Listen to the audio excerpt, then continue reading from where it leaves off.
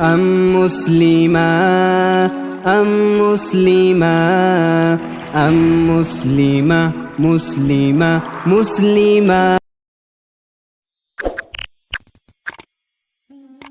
بسم الله الرحمن الرحيم. الحمد لله رب العالمين، والصلاة والسلام على رسوله الأمين.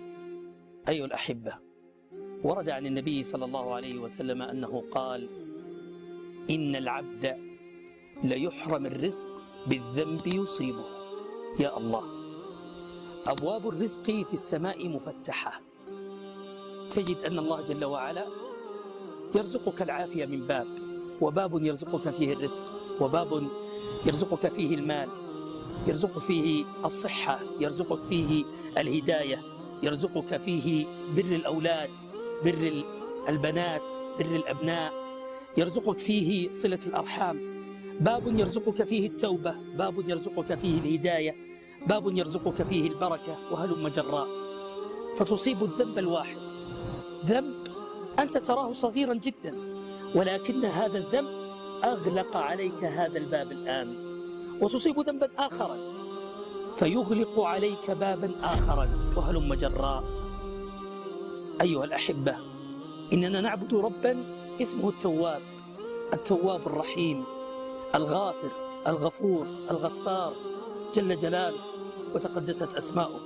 يقول في كتابه في سورة النساء: والله يريد أن يتوب عليكم ويريد الذين يتبعون الشهوات أن تميلوا ميلا عظيما. الله يحب التوبة من عباده، الله يحب منك أن تتوب إليه، أن تفتح الصفحة معه. كل أبواب الجنة مغلقة طول العام إلا بابا واحدا لا يمكن أن يغلق، إنه أوسع الأبواب وأجمل الأبواب وأعظم الأبواب، باب التوبة إليه جل جلاله وتقدست أسماؤه.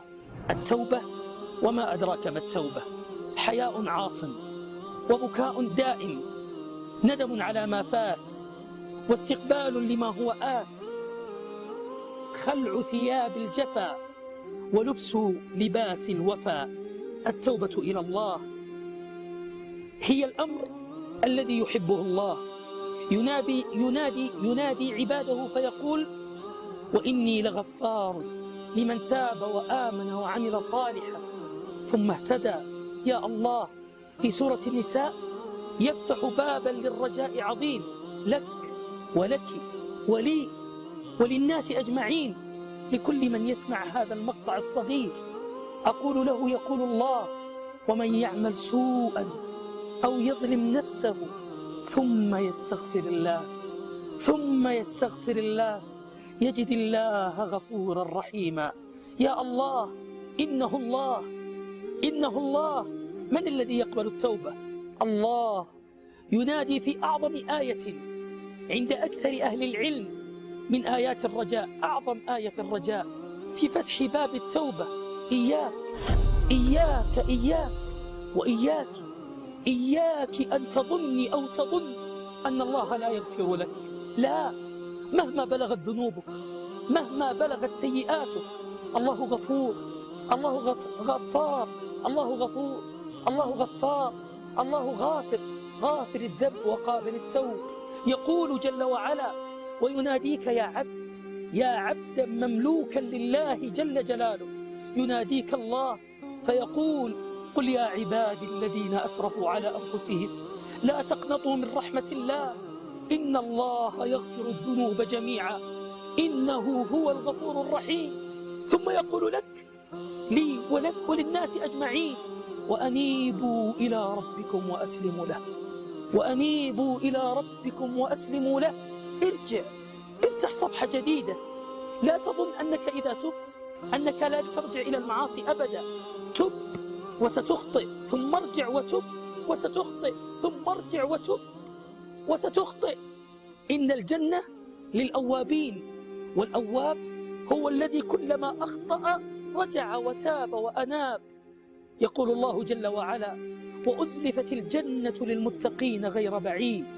هذا ما توعدون لكل أواب حفيظ، من خشي الرحمن بالغيب وجاء بقلب منيب.